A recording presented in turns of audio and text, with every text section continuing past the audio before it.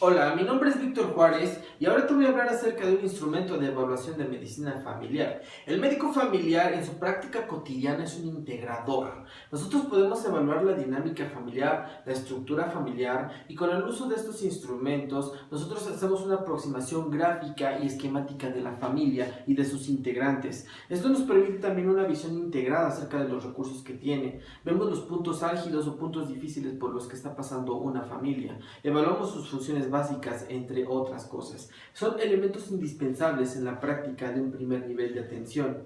Y bueno, te voy a hablar acerca del APGAR familiar. El APGAR no es el que nosotros conocemos de Virginia Apgar, que evalúa a un recién nacido. Este instrumento fue elaborado por un médico familiar en la Universidad de Washington en 1978 y se llama Gabriel Smilstein.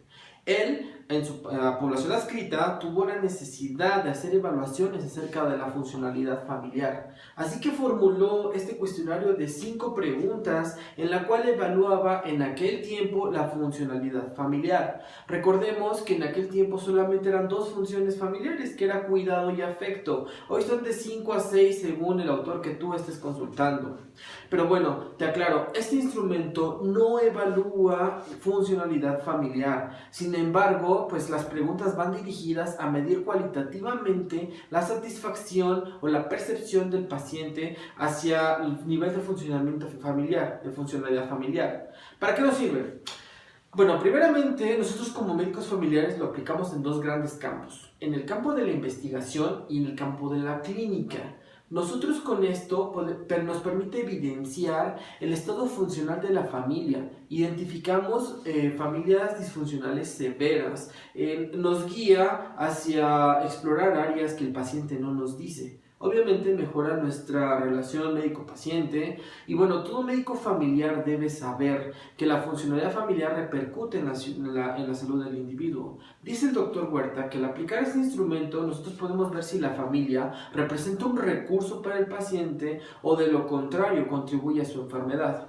¿Cuáles son sus indicaciones? Pacientes polisintomáticos, sobre todo los que tienen síntomas mentales, ansiedad, depresión, los consultadores crónicos, los que tienen, por ejemplo, diagnósticos de disfunción familiar severa en otros instrumentos como el familiograma, cuando vemos familias, grupos de familias con pacientes crónicos o pacientes que están cursando crisis con el diario vivir.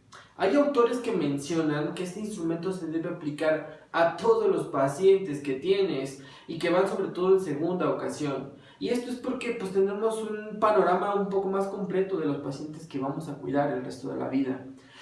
APGAR es un acrónimo, un acróstico, y bueno, por sus siglas en inglés, viene de adaptación, adaptation, apoyo, solidaridad, y se refiere a la capacidad de utilizar los recursos intrafamiliares y extrafamiliares que se presentan ante situaciones, ante crisis normativas y paranormativas.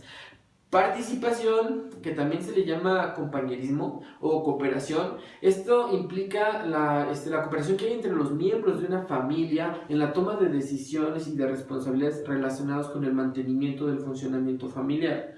Tenemos el growth, también llamado crecimiento o gradiente de recursos, y esta es la capacidad de cursar las etapas del ciclo vital familiar en la forma madura, permitiendo tanto la individualización como la separación de los miembros de una familia. La A de afecto.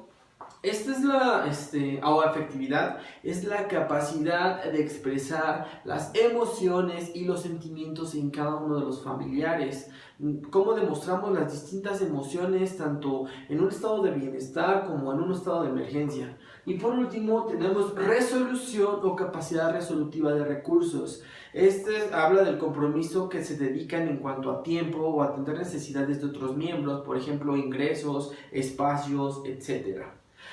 Este instrumento, ¿cómo se aplica? Es un cuestionario de 5 preguntas en la cual tiene, según el autor que utilicemos, diversas respuestas. Por ejemplo, si utilizamos el de Smilstein, él tiene 3 tipos de respuestas, que es 2 que corresponde a casi siempre, 1 que corresponde a veces y 0 que es casi nunca. Pero si consultas a Liliana Arias, ella pone en 4 siempre, 3 casi siempre, 2 a veces, 1 casi nunca y 0 nunca. Según lo que utilices da diferentes puntajes de 0 a 10 o de 0 a 20. Por ejemplo, para el Milstein, de 8 a 10, tú lo calificas como una familia funcional, de 4 a 7 disfunción o disfunción leve, y de 0 a 3 una disfunción severa. El de Lilian Arias, si te da un puntaje de 18 a 20, tienes una buena funcionalidad. De 14 a 17 tienes una disfunción leve. De 10 a 13 tienes una disfunción familiar moderada. Y 9 o menos es una disfunción familiar severa. Les das el instrumento, les pides que contesten con una cruz. Y bueno, si no saben leer los pacientes, pues tú se los lees. Ahora bien, tenemos un tiempo contado, entonces pues puedes imprimir los cuestionarios, se los das y que te los traigan la próxima consulta.